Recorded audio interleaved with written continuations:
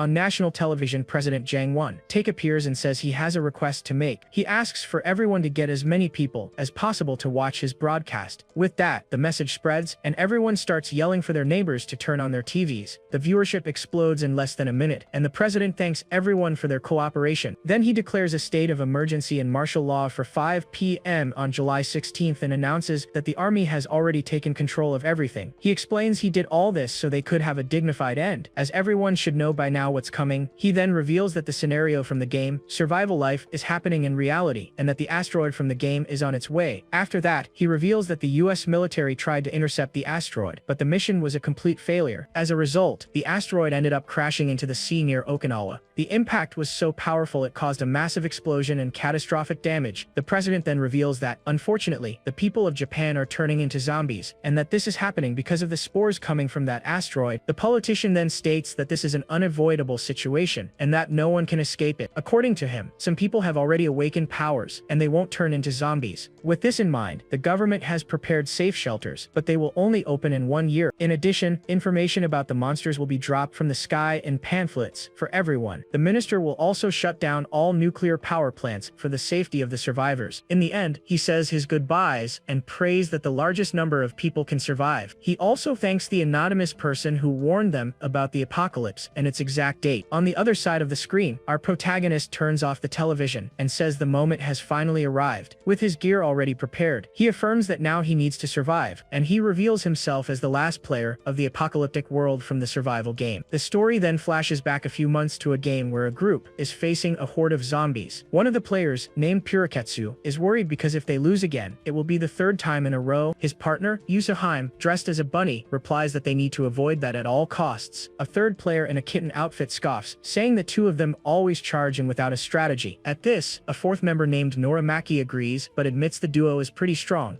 Annoyed, the pair argues with their teammate, who offers them a 1-minute head start to prove him wrong. With those words, Yusuheim gets furious and prepares to show them they're mistaken. The name of this game is Survival Life, and this virtual reality game, also called Suare, is about an apocalypse. Its theme mixes zombies with various fantasy monsters. The game had such an absurd difficulty that it made even the most experienced players tremble. Because of this, the game blew up at launch and broke all records for concurrent players. But its popularity dropped just as fast as it rose, and it was forgotten. And after a year, only 4 people were still playing. In the end, it became known as a trash game for being way too hard. After a long battle, the 4 of them regroup and complain that they lost again, and that the game is getting super boring. Purakatsu and the kitten player agree that it wouldn't be weird if the game just ended right there. Yusuheim is also incredibly bored and wishes for a little excitement in his life. One of them asks if they want to play something else, but the bunny man says this is the only game he plays. At that moment, Noramaki gets everyone's attention and shows a screen to his friends. A message pops up in the chat, and a new player asks if anyone is online on the server. The whole group gets super excited about a 5th player joining them. The newbie thanks them for the help and says he'll talk to them again after finishing the tutorial. But 2 hours later, the guy comes back saying the tutorial is way too hard, and that he's going to quit. The kitten player gets furious and kicks a zombie's head, screaming that the game is done for. Yusuheim just hopes the difficulty gets adjusted in the next update, but his friend doesn't believe it. He then decides that's enough for today, and is going to stop playing. With that, the kitten player says goodbye to her companion and wishes him a good day at work. Our protagonist then gets worried and asks if he'll be back to play tomorrow, and he just replies with a maybe. The duo Yusuheim and Puraketsu also realize that the strange mood was a sign of goodbye. They then log off, saying they're returning to reality because their journey has come to an end. But our hero refused to believe it and kept playing even when everyone else stopped logging in. He kept playing alone, live stream in the hope that his friends would come back. Several months later, the game received a major update, and the difficulty was lowered. In addition to the existing monsters and zombies, stronger and enhanced ones appeared in the game. Even with this radical change, his friends didn't return, and the game was left with only 1 player. Tired of it all, our boy shouts that he's quitting this crappy game once and for all. But at that exact moment, a message announces that the game's service will end in 1 week. A giant boss appears, and the archer laments because he really wanted to defeat that monster with his friends. Fed up with everything, he ends the recording and finally takes off his virtual reality glasses. Our hero deletes his streaming accounts after 5,500 hours of gameplay, but he keeps the hard drives with the memories and decides to focus on real life as Take Tsukiyama. 3 months later, we see the young man working working at his Korean food restaurant. The reason for his player name, Noramaki, was pretty simple and related to his profession. He chose that name because he owns a restaurant that serves typical Korean dishes. His shop is small, but business is good, and it's on the first floor of his house. Our protagonist inherited the house from his parents when he was in high school, handing a dish to a customer. She excitedly calls him by his name, Tsukiyama. This is Hashi-san, a regular customer who compliments his restaurant's good business. She works at a nearby beauty salon and is a very beautiful and attractive woman. The woman then gets closer and shows Tega something on her phone, making him curious. She shows him an internet post where people are saying a status window is appearing. She mentioned she tried it earlier, but unfortunately, nothing happened for her. Our boy starts laughing and says she's funny for believing in such things, but out of curiosity, he yells, "Status window," and a blue light appears in front of him. Back in his room, our boy sits in silence, processing what just happened. He still doubts that something like this could be possible, but unexpectedly, a glowing status window appears right in front of him. Our protagonist's jaw drops because the status window actually appeared. He sees his attributes and a unique characteristic, but feels like he's seen that screen somewhere before. Suddenly, he remembers the game Survival Life and realizes the status window is identical to the one in the game. But he remembers that the original game didn't have a special characteristics system. The window explains that to use the ability, he needs to say a command that our hero finds kind of silly, even though he finds it weird. He says the magic words, and a blue energy starts to form on the floor. The energy then condenses and creates a glowing vortex that spins faster and faster. Soon after, a portal opens, and our boy is amazed because it's just like the entrance to the game's labyrinth. Panicking, he puts his hands on his head and yells that this is exactly like the game's Sura. Our protagonist starts to break out in a cold sweat, refusing to believe this is possible. To be sure, he grabs his phone, thinking that if this is all real, there must be news about Mozambique. And to his astonishment, he finds a NASA news report about an asteroid approaching Earth. Our hero panics but tries to calm himself down, saying it's too early to jump to conclusions. He looks at the news again and wonders if all this is really connected to the game's Sura. To get some clue about what's happening, he approaches the blue portal. Then, our protagonist decides he has no choice but to go in and investigate. A black screen appears, showing that there are only 32 days left until the end of the world. To get a hint, he approaches the portal and decides he needs to check what's inside. But at the last second, our boy chickens out and pulls his hand back, afraid of the unknown.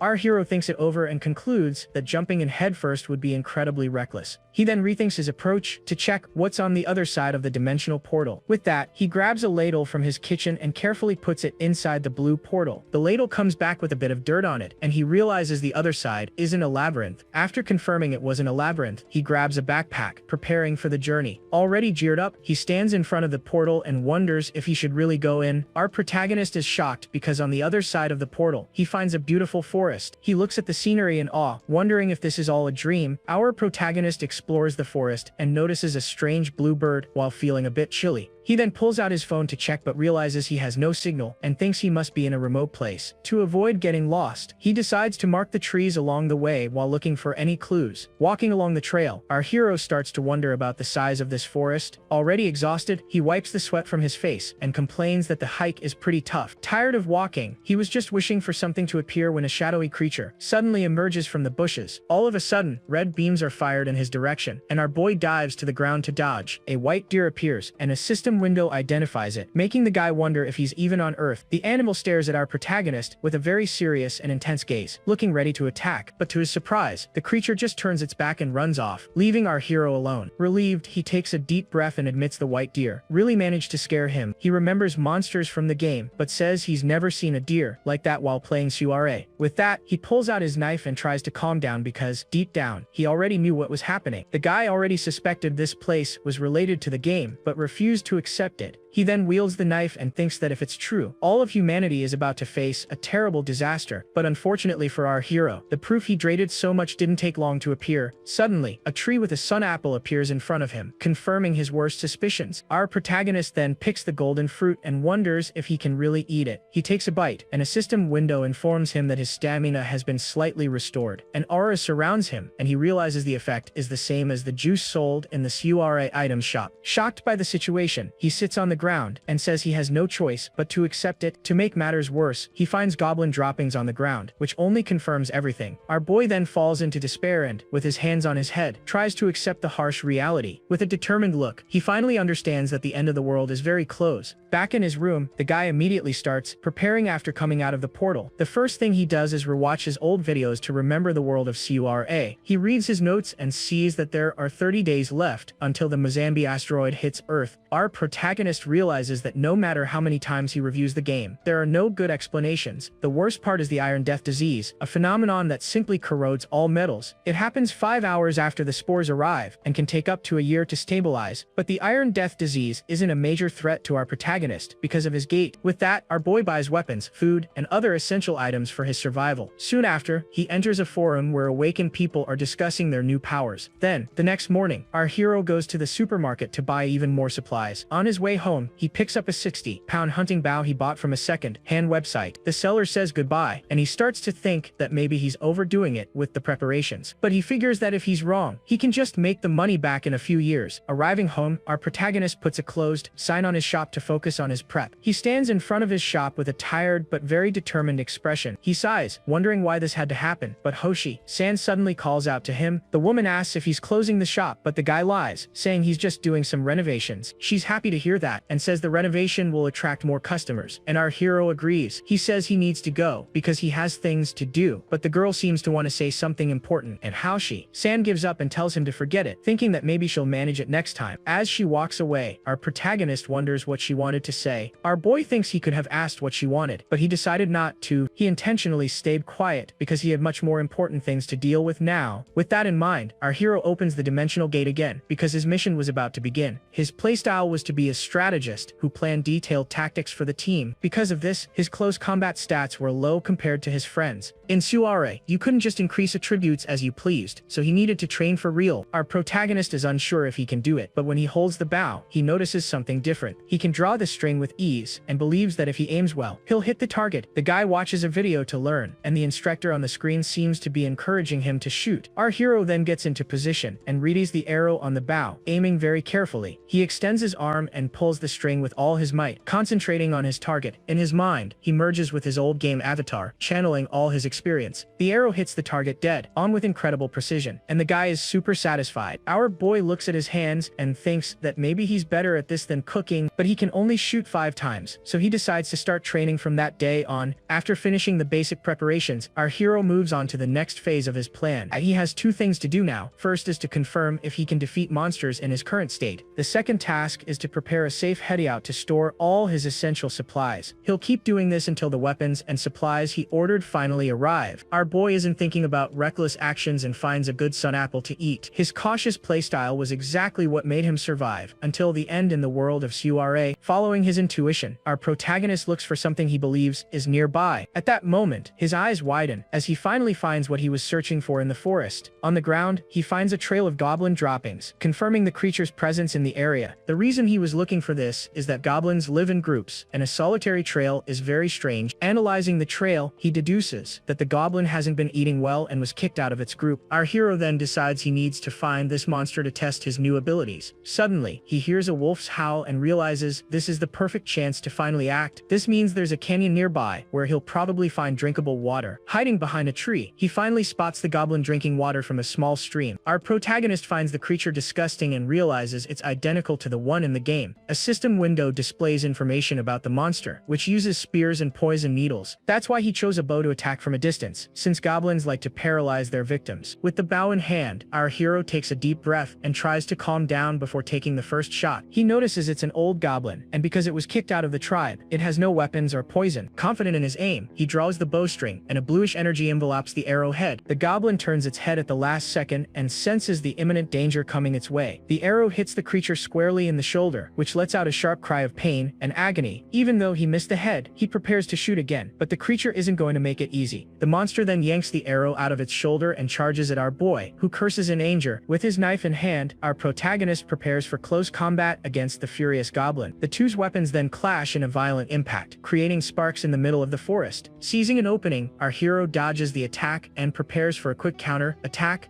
With an agile movement, he manages to land a precise cut right on the green monster's face, but the creature retaliates retaliates with a strong blow, hitting our protagonist, who screams in pain from the impact. Furious from the hit, our hero clenches his teeth and prepares to return the monster's attack. He then manages to narrowly dodge and plunges his knife with full force into the green creature's chest. With a quick movement, our boy throws the goblin to the ground and prepares to finish the fight. Taga then drives the blade in hard, and the creature lets out its last scream before finally falling. But what he didn't know was that a mysterious creature was watching everything from afar with its red eyes. Exhausted, our protagonist sits on the ground and celebrates the victory, gaining 2 experience points. Suddenly, a small glowing pouch appears on the ground as a reward for defeating the monster. Inside, our hero finds items to create an ointment and decides to try making it later. But first, he decides to bury the body so the other goblins don't find it there. Our boy also knows that if he leaves the body there, it could turn into a bone monster. After finishing the job, he goes to the river and finds some red trout swimming in the water. Upon seeing the fish, our protagonist is shocked as he remembers something very important from the game. He realizes that if his suspicion is correct, that place is far more dangerous than it seemed. At that exact moment, a giant red eye appears in the darkness, watching his every move. An Olbear monster appears in front of him, and our hero realizes his life might end right there. A screen then informs him that there are only 31 days left until the end of the world. The scene flashes back to one of the live streams our hero used to do for his few fans. He says that today, he's going to talk about the forest monsters, but the chat calls him boring. Even so, the guy continues because he had prepared special material for that stream. Suddenly, a fan named Kragaby Kun donates 500 yen, and our hero thanks him for the support. The follower says he worked hard in the rain to donate, and the streamer gets quite emotional about the gesture. With that, he recalls that he already talked about goblins and other creatures in the last stream. He warns that the most dangerous ones in the forest are werewolves and Olbears. Our protagonist explains that the presence of an Olbear means something very important. It means the ecosystem of the place is balanced, and he misses those times. We see a brief description of his 3 most loyal fans, who always watched his live streams. He then prepares to finally reveal the strategy to defeat the Olbears. Back in the present, our boy wonders why he remembered that just at that moment, the monster approaches, and he thinks of this as his life flashing before his eyes. But our hero refuses to give up and says he can't go down in a place like this. With that, he focuses and tries to think of a way to survive the giant monster. Our hero remembers that Olbears destroy everything when they're hungry, but this one is just standing there. Then he realizes the creature isn't hungry, and the reason for its anger is something else. Our boy then understands that the monster got furious because he invaded its territory. To escape this situation, he has only one option and grabs his flashlight with determination. The guy then takes a step forward, preparing to execute his risky plan. His mind is that of the player Norimaki, but his body is still that of a simple cook. But he has no choice because if he does nothing, he will definitely meet his end right there. With a battle cry, our protagonist challenges the giant creature to combat. The Olbear stares at him with its glowing red eyes, ready for the imminent attack. Our hero knows they see well at night, but in contrast, are weak against light. He remembers all the attack patterns from the game and knows he only has one shot. Focused, he dodges the creature's attack with a quick and calculated movement. To maximize the effect of the light, our boy runs behind the giant monster. With an agile move, he points the flashlight directly into the creature's eyes to blind it. The creature screams in pain from the bright light, and our hero seizes the chance to flee the scene. He keeps the flashlight steady and exploits the monster's weakness to escape with his life. Suddenly, our protagonist wakes up startled in his room and realizes it was all a dream. He then gets out of bed and complains that his whole body is aching after that night. Even though he slept a lot, he turns off the alarm and notices the exhaustion hasn't gone away. Then the guy remembers he fought a goblin and an Olbear and never wants to see that again. His stomach rumbles, and he realizes he hasn't eaten anything since yesterday afternoon. With that, our boy collapses to the floor because his legs have no strength due to hunger. At that moment, he sees smoke coming from his backpack and finds the sun apple inside. With his last bit of strength, our hero grabs the golden fruit he brought from the other world. A golden aura envelops him, and he feels his stamina being restored. Feeling alive again, now recovered, our protagonist decides the next thing to do is get something to eat. But when he gets to his restaurant, he runs into Hoshi-san and wonders what she's doing there. The woman smiles and says she obviously came to eat because this is her favorite restaurant. He asks why at the same table, and she replies that eating together is much more fun. The woman then asks if he has tried using that, and our hero questions if she's talking about the status window. She confirms, super excited, and our protagonist understands why she stopped talking last time. With that, she shows him her phone and says the rumors about the awakened seem to be true. The news talks about a robbery, and our boy thinks she's either naive or a terrible liar. He realizes her intentions are obvious and lies, saying he hasn't awakened any powers. Our protagonist thinks he can't tell the truth because his dimensional gate isn't for combat. It's an ability that shows its true value when he's alone, not in a group. Besides, he knows that revealing his powers in an apocalyptic world is a terrible idea.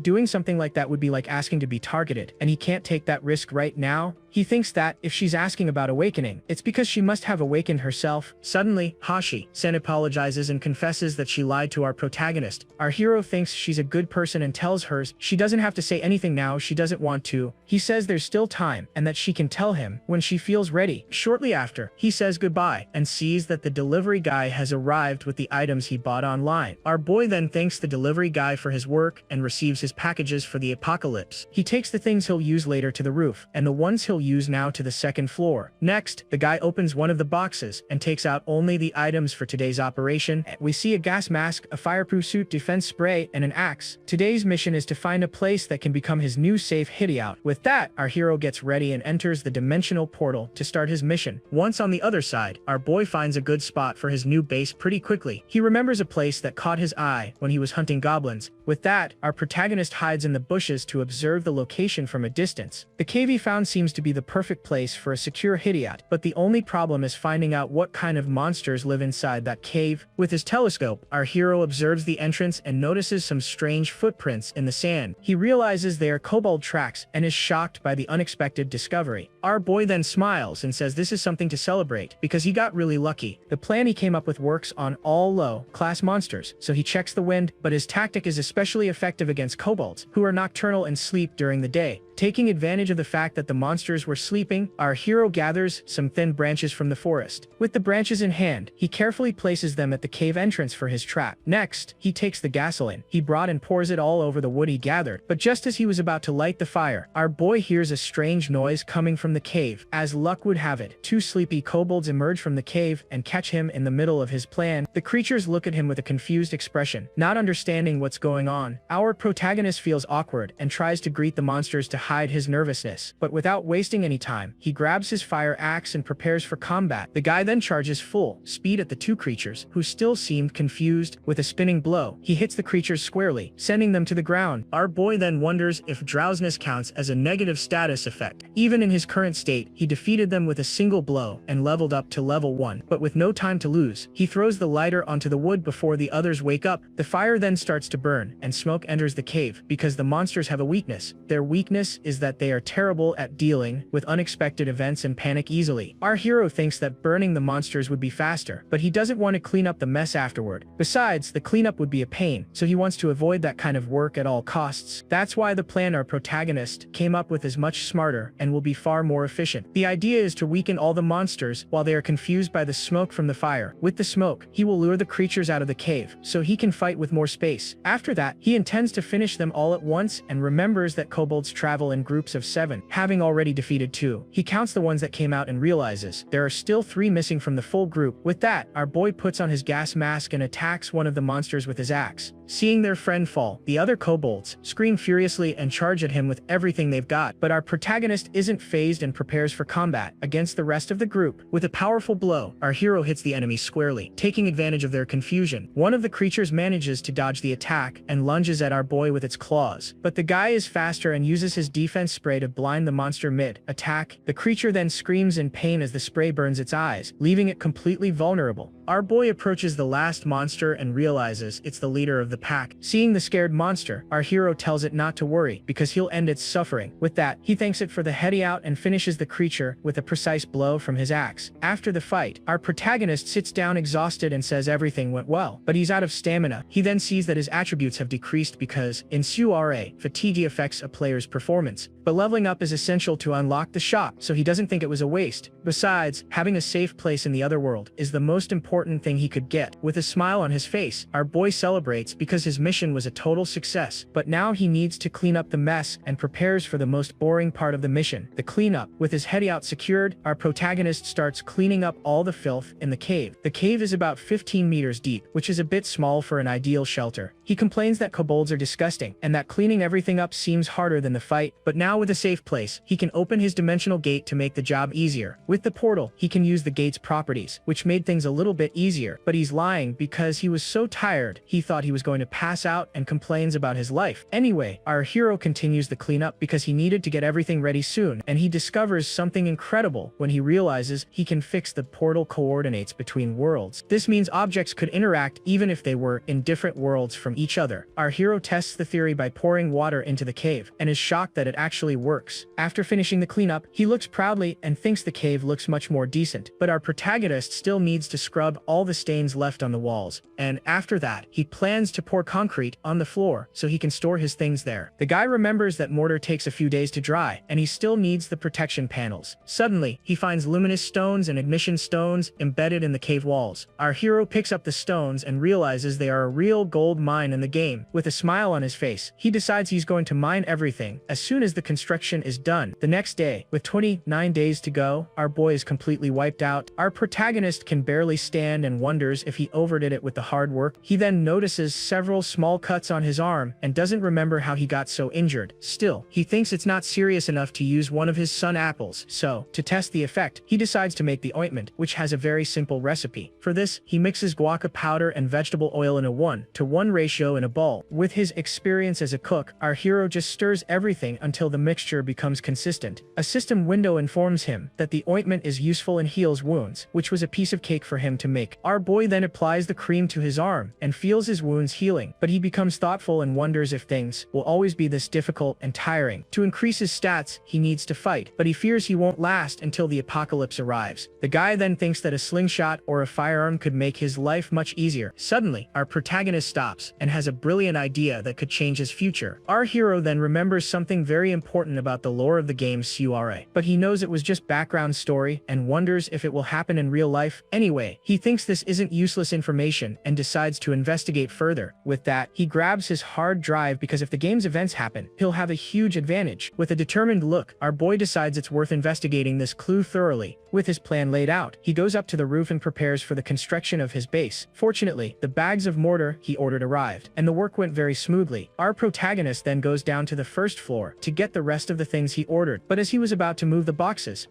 Sen appears and calls our hero's name excitedly. The woman gives a cheerful, "Good afternoon," and our boy notices they've gotten much closer. Our protagonist comments that he's been seeing her a lot lately, and the girl gets a bit flustered. He apologizes for being busy with the shop's renovation, but the woman says he really does look busy. She then comments that he used to go to her salon only once every 3 months for a haircut. Our boy agrees with her, and the woman takes the chance to offer him a haircut. Since he needed a new haircut for exploration, he ends up accepting the hairdresser's proposal. At the salon, she asks how he wants his hair, and our protagonist shocks her by asking to shave it all off. Shocked by the request, she asks why, and our hero says it's to mark a new beginning in his life. The woman then understands and promises to give him the best cut possible to start this new phase. While cutting, she notices his shoulders are broader, and he says he started working out recently. At this, she reveals that she heard the status window is connected to a game called Survival Life. The girl also says that the Awakener people who played that game at least once. With a serious face, our hero asks where she got that information, and the woman gets very nervous. Suddenly, a guy with a snake tattoo on his arm appears and interrupts their conversation. This is Inhak, our hero's neighbor, who came to share some important information. Our boy is then shocked to find out the guy was Hoshi, San's source, and that he lied about him. The woman confirms that her group is trying to find the streamer, so he can share what he knows. The blonde guy then tells the girl that they aren't in a position to be picky. With a serious look, he says they aren't in a position to choose what to do in this situation. For him, getting the streamer is for everyone's good, but our hero already feels this will go south. The neighbor then pressures the woman to join the team, but she still seems very undecided. Our protagonist thinks it's absurd because he deleted the video out of disillusionment, not greed. The tattooed guy gets annoyed with the woman and says everything is happening just like in the game Sura. He even blames the streamer for everything, and our boy realizes he talks as if he's already caught him. The blonde guy then warns that he won't wait long, and the woman wonders if she should share the information. He pressures her to make a quick decision, but is interrupted by a very familiar voice. Our hero then turns around with his new haircut and asks them to discuss this later. Annoyed by the interruption, the neighbor turns and asks who he thinks he is to meddle. Our hero then faces the neighbor and tells him to leave so he doesn't get humiliated again. The blonde guy gets scared and starts to sweat, threatened by our boy's words. With that, the neighbor decides decides today is not a good day and leaves while the woman says goodbye. Aoshi. San breathes a sigh of relief, and our protagonist calls her over to talk for a bit. He asks for her number, warning that the guy is not a good person to get involved with. Back home, our hero puts the construction aside and turns on his computer to do some research. The guy then enters a forum and sees that the community is trashing him a lot. He looks for tips and finds an anonymous post that seems to be from the person he was looking for. The user's name is Towing, and our boy thinks it's crazy for him to use a verified account. For this, the post was full of insults and people planning to hunt down our protagonist in real life. In addition, there were posts planning to harass Hoshi-san, which makes our hero furious. Our boy turns off the computer, disgusted, but says he's not mentally shaken. But suddenly something happens, and a new energy starts to take over his entire body. Our protagonist feels his mind clear and opens the dimensional gate with a smile. For the next 2 days, he works on the Heady-out, mining stones to relieve stress. He spreads the mortar mixed with water on the cave floor to make the flooring. Next, the guy uses a tool to smooth everything evenly, leaving the surface flat. After finishing the job, our protagonist goes outside to wait for the mortar to dry. Looking at the moon appearing in the darkness, a new thought comes to his mind at that moment. He thinks, an eye for an eye, and decides he's not a hero, so he doesn't need a grand sense of mission. Our boy then understands that in the end, the only thing that really matters is surviving the apocalypse. But just as he makes this resolution, something hits him hard from behind. Suddenly, our hero quickly turns around to see what attacked him so unexpectedly and stealthily. As luck would have it, a bone crawler appears in front of him, ready to start the fight. The skeleton's eyes glow intensely, and our protagonist says his mood is already terrible. With that, the creature unleashes a huge explosion that devastates the entire area around them. After the explosion, everything is covered in smoke and dust from the monster's powerful attack. Our protagonist is thrown to the ground, completely stunned by the force of the impact. He tries to get up, but his body is heavy, and he struggles to move his hands to support himself. With great effort, our hero manages to get up and coughs from the smoke and the pain of the blow. Confused on the ground, our hero wonders what happened as he tries to remember everything. He then sees the remains of the skeleton and recalls that a bone crawler appeared out of nowhere. Our boy questions how he managed to survive that explosion and looks at his injured arm. In a flashback, he remembers seeing the monster about to explode right in front of him without warning. To escape his demise, he ran desperately to get as far away from the danger as possible. Looking at his arm, he sees several bone fragments as proof that he narrowly escaped. With that, our protagonist summons his status window to check his current condition. His attributes have dropped significantly, but he's relieved not to have any broken bones or injured organs. The guy then notices his level and GP went up and wonders if he defeated the monster. With a confused mind, our hero complains that he's not thinking straight right now. Even injured, he focuses and, with a determined look, opens the dimensional gate to return. Back in his house, the guy immediately starts treating his wounds with his medical kit. With tweezers, he pulls out the fragments stuck in his body and screams in pain during the procedure. Next, our boy applies the guaca ointment to stop the bleeding and complains about the pain. To finish, he wraps everything with bandages and hopes his attributes recover soon. Exhausted, our boy ends up falling asleep on the couch as if he passed out from fatigue. The next day, he wakes up and thinks that if he keeps this up, he'll definitely meet his end. He wanted to check the effects of the bandage, but the exhaustion was so great he couldn't even manage it. Our protagonist opens the status window and sees that the treatment was effective, but he's still weak. Still recovering, he wonders where the heck that bone crawler came from out of nowhere. He then grabs a bottle of water and thinks that in such a large forest, it's not strange for one to appear. To avoid being caught off guard again, our hero decides he needs to increase his cognition. He remembers that in Suare, there were 2 ways to increase attributus. The first was by training a lot. The second way to get stronger was by obtaining items that directly increased stats. But to get these items, you had to defeat high-level or special event monsters. In addition, high-rank monsters had skills that could be acquired if the conditions were met. To find an answer on how to get items, our hero decides to check the game's lore. He remembers a story about warning signs that occurred before the Mozambique asteroid fell. Our protagonist thinks that if the signs happen in reality, he can get items before the end. After researching the lore thoroughly, he discovers there were 3 warning signs in total. The last sign is a Russian ship, but before that, there's the Hobgoblin, about which he has no precise information. The first sign is the orc incident on Mount Chirako, which happened on June 26th. Since the orc's body was found on the 26th, he needs to leave on the night of the 25th to get there in time. With this information in mind, our protagonist quickly starts preparing for the mission. But suddenly his phone rings, and he wonders what Hoshi-san wants with him at this hour. They then meet at a cafe to talk, and he seems a bit tired of the situation. The woman asks if he's okay, and our hero questions what she's talking about. She says he looks down and is wearing long sleeves even in the heat, but he brushes it off. With that, she asks if he's angry because of the interruption the other day, and he denies it. Hoshi-san is then relieved and says she was a little worried about him. Because of that, our boy agrees but admits he really doesn't that blonde guy at all. He tells her that last winter, he saw the neighbor harassing pedestrians with his illegal tow truck. Our protagonist finishes the story and warns Hoshi-san to be careful around that guy. He then asks why she called him, and the woman asks to whisper something in his ear. The girl then reveals she's an awakened, and our hero is shocked, wondering why she told him that. Our protagonist decides to play along and pretends to be envious for not having awakened a power. The woman apologizes for lying, and our hero says he knows she's not a bad person. He then thanks her for always sharing important information with him, and he lies, saying that thanks to her, his mind has cleared up because he was stressed with the renovation. With a smile, he says he's going to study a bit about the game Survival Life to understand it better. Back in his room, our boy thinks that his mood has improved thanks to Hoshi-san. He then finalizes his plan and buys a state-of-the-art drone for forest reconnaissance. In addition, our protagonist also rents a car to use for the remaining period. With everything ready, he goes to bed early to get his body in top shape for the mission. The next day, our hero starts making materials to defeat the orc from dawn. Grinding the ignition stone into fine pieces required a lot of patience and care. The reason for this is that if he hit it too hard, the stone would simply catch fire. The luminous stone was the same, and he holds one that shines brightly in his hand. The sparks that came off hurt his eyes, but the performance was good, so he put up with it. After finishing the preparations to hunt the orc, he gets everything ready for the big battle. For his mixture, he adds sugar, gasoline, and various organic solvents to a can. Next, our hero mixes the ignition stone powder and resin with a hardener. With everything ready, he sets up a table near the gate and returns to the real world. Already outside, our protagonist opens the trunk of his rented car with a smile and celebrates because it was worth spending on a good rental car. After putting all his tools and equipment inside, he closes the trunk. Now in the driver's seat, our boy prepares to finally set off on his mission. With that, he steps on the gas and heads towards Mount Chiriku. Before the date changes, our hero arrives at the Chirako campground parking lot. To pass the time, he uses the extra time to mentally train by watching his videos. Next, the guy finishes checking all the equipment he prepared for the hunt. Exactly at midnight, he realizes it's time to start his search for the orc. Our protagonist then gets out of the car and steps into the rain, preparing for the exploration. With his rain gear and a headlamp, he finally begins the search. 2 hours later, the rain gets even heavier, and our hero complains about the situation. And to make matters worse, the dense fog prevents him from seeing the path ahead clearly. He can barely see because of the dense fog covering the forest. Walking in the rain, our boy wonders where the orc will suddenly appear from. He remembers that the monster wasn't found near the campground and continues his search. Discouraged, our hero starts to think that in reality, the warning signs don't happen. But at that exact moment, a deafening noise echoes through the forest, startling him. He recognizes that voice and quickly turns to see what's happening. On top of a hill, he finally spots the silhouette of a giant orc in the darkness. To his surprise, it's a red orc, and he knows he can get a skill if he defeats it. With that, our protagonist grabs a flare and prepares to put his plan into action. With the flare lit, he believes that if he follows the plan, he can defeat the creature. The orc extermination method he devised is very simple but highly effective. First, he uses the orc's aggressiveness to attract its attention by throwing the flare. The creature then gets distracted by the red light and approaches to investigate the object. The moment the monster attacks the light, our hero prepares for the next phase of the plan. Taking advantage of the fact that the monster's movement has stopped, he aims for the opening for his next step. Our hero then runs towards a creature and opens a dimensional gate right under it. The orc then falls straight into the portal that our boy opened on the ground with his special ability. On the other side of the portal, the guy grabs a special can, preparing for the next attack. The giant creature is furious because it doesn't understand how it suddenly ended up in another place. With that, our protagonist uses a flashbang to blind the monster, which screams in pain. He has 20 seconds until the orc's vision returns, and now it's a race against time. The orc's muscles become defenseless due to the blindness, and our boy moves into attack. With a precise cut, he hits the monster's leg to restrict its movements. The creature then lets out a cry of agony, its red eyes glowing with pure rage. Even blind and injured, the orc attacks with its axe, trying to hit our hero with a swing, but our protagonist calmly dodges and prepares for the final counter attack. Seizing the opening, he lands a precise stab in the giant creature's arm. The monster then lets out another scream of pain, feeling the blade's poison in its body. Now out of strength, the creature finally falls to its knees, looking completely defeated. As the orc sits down and lowers its head, he takes the chance to finish the fight. Our boy then prepares to use the fire can he created for the battle. With a swift movement, he shoves the can with the lit fuse straight into the monster's mouth. A gigantic explosion occurs, and the creature seems to have finally been defeated for good. Our protagonist celebrates the victory and says that should be enough for an orc, but suddenly, a powerful punch hits our hero squarely with brutal force. He is then thrown far away and hits the ground hard, not understanding what happened. Lying on the ground, the guy curses himself for letting his guard down before confirming the victory. The orc is still standing with its body on fire, and our boy is shocked by the scene. Seeing the monster still alive, he despairs and thinks this is his definitive end, but the creature finally falls, and he levels up, gaining a new instinct skill. Relieved, our hero sits near the burning body and says that was very dangerous. He then gets up and wonders where the item the monster was supposed to have dropped is. Suddenly, his watch glows and becomes an item that increases his cognition by 2 points. Our protagonist then looks at the orc's body and wonders what to do with it now. He thinks the incident should have a news embargo but wonders if he should leak the information. He's reluctant because if what Hashi-san said is true, the awakened are former players of the game. With that, he imagines there are at least a few thousand people with special powers in the world. Our boy then worries, thinking about what would happen if only a few of them were evil. He remembers his neighbor, Namura, imagining him with a malicious and frightening smile. People like that would break the rules for personal gain, and the chance of riots would be very high. He knows that if he leaves the body there, it will turn into a bone crawler and hurt people tomorrow. But suddenly, he has an idea and wonders why he didn't think of the chance of becoming a zombie. Even as an awakened, there's no guarantee he won't transform if he gets infected.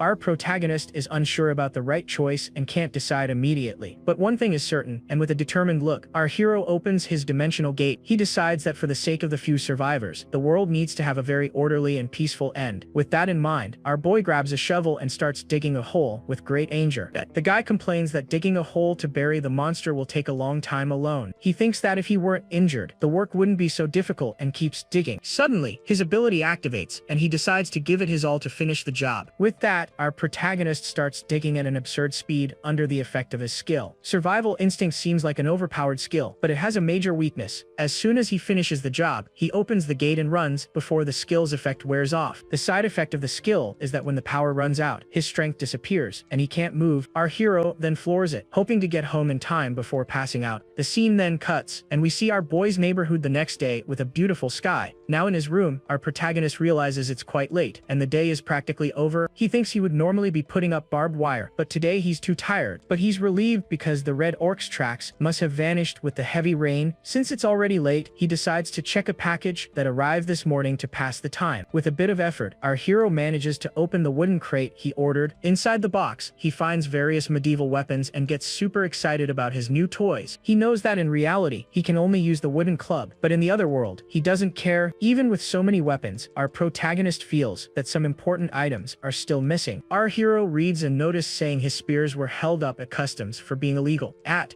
that, the doorbell rings, and our boy yells for the delivery person to leave the package at the door, but to his surprise, the person on the other side doesn't leave and keeps waiting there. The guy then wonders if the delivery person didn't hear him, because they keep ringing the bell. With no other choice, he gets up and decides to open the door to get his package. But upon opening the door, our protagonist is in for a big surprise, and is shocked by the visitor. It was Hoshi-san, who apologizes for showing up out of the blue, but she really wanted to talk. She then shows a bag of food and says she brought something for them to eat together. The woman asks if he wants to eat teppanyaki with her so they can talk. Already inside the house, our protagonist feels a bit awkward with the unexpected situation. He still can't believe Hoshi-san is in his house at that moment. He blushes and starts to think that maybe she has other intentions with this visit, but the girl just calls him to eat, and our boy agrees excitedly. He then asks what she wanted to talk about, and the woman seems a bit hesitant.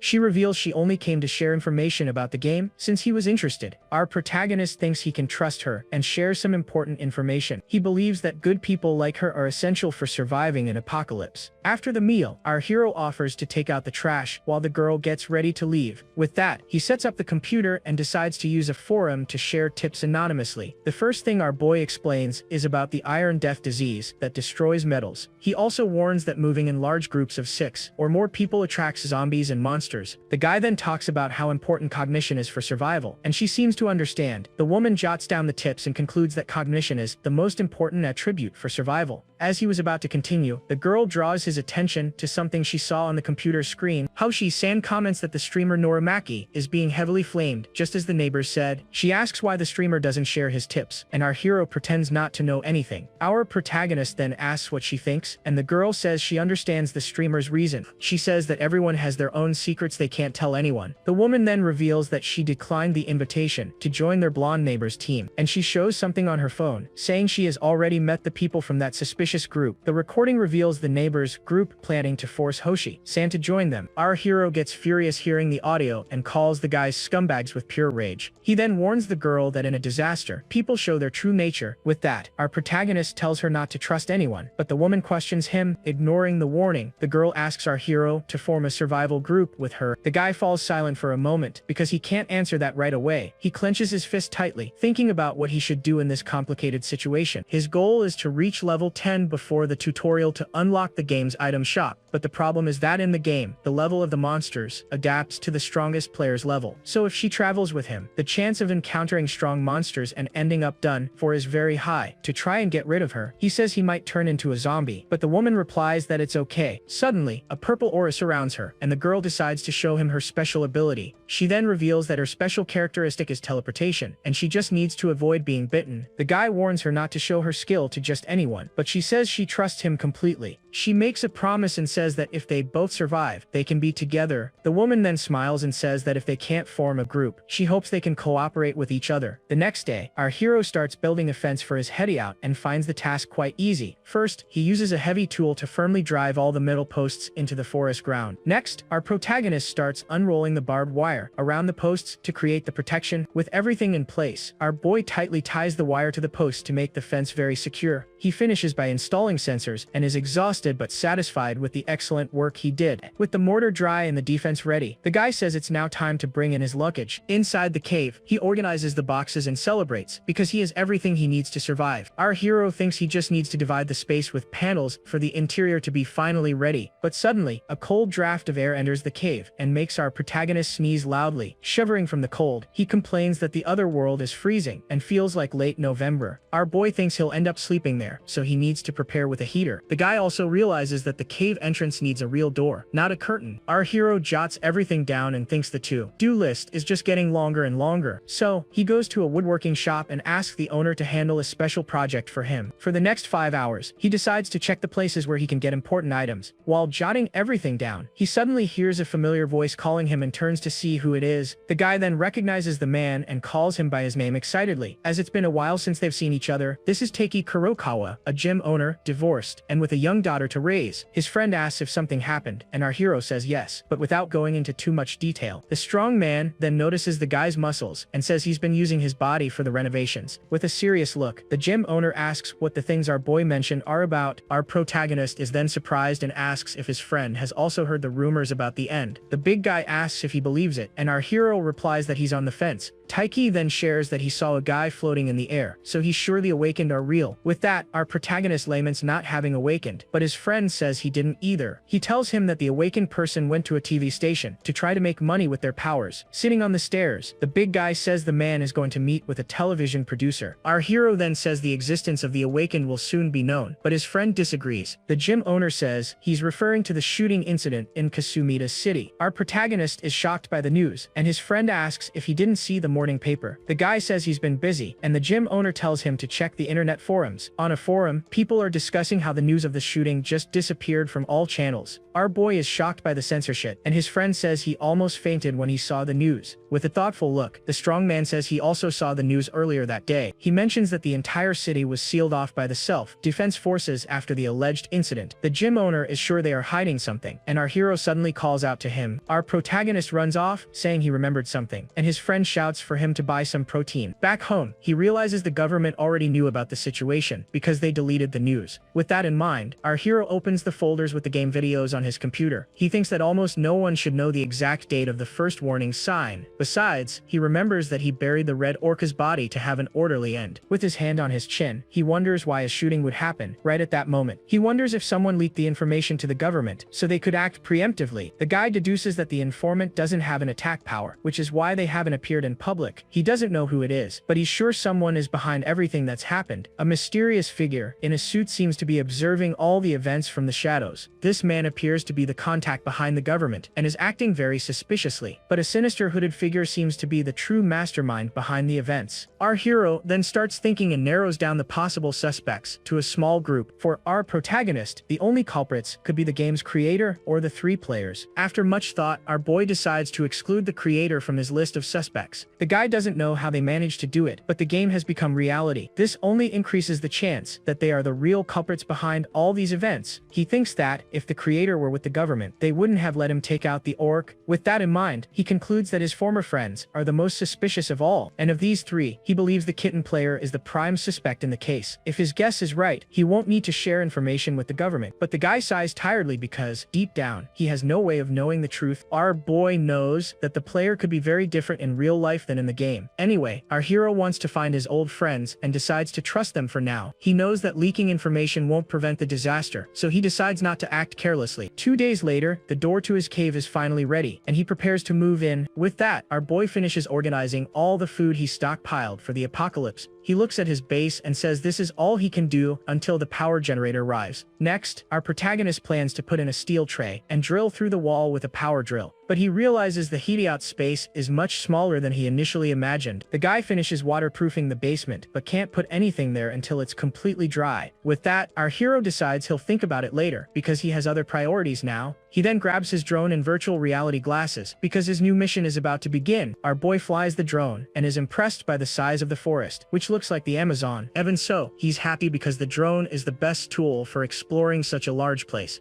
With the drone, he doesn't have to worry about encountering dangers during the forest exploration. In addition, our protagonist can also create maps very easily using the technology. He's happy he bought an expensive model, but has no time to celebrate his success. Our hero begins the exploration with the drone, starting from his hideout to map the entire area. He discovers a snowy mountain to the northwest, but the drone's signal starts to fail there. Then, to the south, he finds the sea and realizes that food is abundant and there are no monsters there. Our boy thinks about setting traps there but sees a purple octopus fighting a crab. After the beach, he explores the canyon near the hideout and is relieved not to find the old beer. Suddenly, our protagonist recognizes a specific location while flying over the forest with the drone. It's the place where he fought the Olbear, but the body of the goblin he buried is gone. He wonders if the Olbear ate the body, and if the bone crawler was from another creature. But our hero analyzes the tracks and realizes he can't jump to conclusions just yet. Looking closer, he confirms there are several goblin tracks all over the area. The problem is that the distance between the tracks and his hideout is only 1 kilometer. With that in mind, he realizes his hideout might be more dangerous than it seemed. Knowing there are goblins nearby, he presses the automatic return button to devise a plan. On the way back, he takes the opportunity to investigate and notes the presence of a swamp and other animals. With the map complete, our boy finally understands the terrain and the animals living in that world. Our protagonist decides that now he will explore each place personally to get more detailed information. Fully equipped, he sets out on his first mission, which is to check if he can farm in the swamp he found. But suddenly, a strange sound catches his attention, and he takes out his phone to check what's happening. Our boy then realizes the noise is from the infrared sensor he installed on his protective fence. Speak of the devil. He sees that the goblins are already there and realizes the creatures are quite reckless. Analyzing the tracks, he concludes that it's not the whole group, and that only 6 to 8 monsters have come. With that, our hero puts on his helmet and decides to follow the creatures' tracks to investigate. The guy then follows the long trail of footprints, thinking this is the perfect chance to learn more about them. Suddenly, his watch starts to glow, and he realizes it's because of his increased cognition. Because of this, the small sounds around him, like insects, seem much louder than normal. With his enhanced hearing, he finally manages to hear the sound of the creatures approaching him. Hiding in the woods, he finds the monsters and notices a hobgoblin is also in the middle of the mess. The creatures are fighting over a small white rabbit, and our boy understands the fight is about food. Seeing the monster's distraction, our hero realizes this is the perfect chance for a surprise attack. With that, he draws his bowstring and fires an energy arrow right into the middle of the goblin group. The energy arrow then hits the hobgoblin's head squarely with incredible precision. With their leader defeated, the other goblins are completely shocked by the unexpected scene. The creatures then look around, confused and scared, not understanding what just happened. Suddenly, the monsters start screaming in panic, panic, and chaos takes over the group all at once. Our hero then seizes the chance and fires another arrow, hitting another goblin squarely. Seeing their friends fall, the remaining goblins get furious and charge at him with everything they've got, but our protagonist was expecting this and grabs his axe, preparing for the fight. With a swift movement, our boy charges against the monsters and hits the first one with his axe. Next, he skillfully dodges an attack and prepares for a quick counter attack. With a precise blow, our hero hits one of the goblins with his knife, right in the middle of the chest. Having already defeated 4 monsters, our protagonist prepares to finish off the rest of the group, but just as he was about to finish his sentence, the goblins throw needles at him. The needles are blocked by a barrier, and our hero complains about being interrupted. The monsters then scream in anger and charge once more to try and defeat our boy. He realizes that if ranged attacks don't work, the monsters resort to close combat. Our hero then praises the monsters' tactic as they charge straight into his trap. Of course, he already had a card up his sleeve and pulls out one of his flashbangs to use. With that, he throws the bomb on the ground to stun all the monsters at once. The monsters get dizzy, and our boy realizes the status effect worked well. He then draws his knife, preparing to finish the fight against the creatures. With a quick strike, he yells that this is the end and finishes off all the monsters at once. With the victory, our protagonist levels up to level 4 and gains 16 GP points. He then feels confident with the result and says he can fight against them. But now comes the boring part, and our hero grabs a shovel to start burying the bodies. Suddenly, his survival instinct skill activates. To his surprise, with the power of the skill, he digs the hole at an absurd speed and is shocked by the result. Even surprised, he thinks the skill's activation wasn't a total waste. He feels that the side effect isn't as strong as it was in the fight against the orc. With the job finished, he looks at the pile of dirt, satisfied with his work. Now our boy prepares to check the items he got from the battle against the monsters. Our hero then finds a gok of fruit and is surprised to see the whole fruit. Seeing the large quantity of fruits, he deduces there must be a place to harvest them nearby. The guy then decides to check the boss's bag and finds something very strange inside. With wide eyes, our protagonist is shocked by the unexpected discovery. In his hands, he holds a small blue frog and wonders what this creature is and why on earth would goblins have a live frog among their things. Suddenly, a strange smell catches his attention, and he brings the creature closer to his nose. The frog then releases a green liquid, and our boy realizes what it might actually be. Our protagonist is then shocked as he recognizes the liquid as goblin poison. With a determined look, he decides he needs to raise that frog at all costs. The reason for this is that with the frog's poison, he can increase his resistance to poisons. Besides, he can also apply the poison to his weapons to make combat much easier. With that in mind, he decides to name the frog Dakun and promises to give it lots of food. A system window informs him that he has formed a bond with the frog and that it is now his possession. Our hero wonders if the game had this system and if it's a secret mechanic of reality. He remembers that in the last week of the game, there were no updates, so it doesn't make sense, but he thinks this wouldn't happen right before the game's service ended, so he dismisses the idea.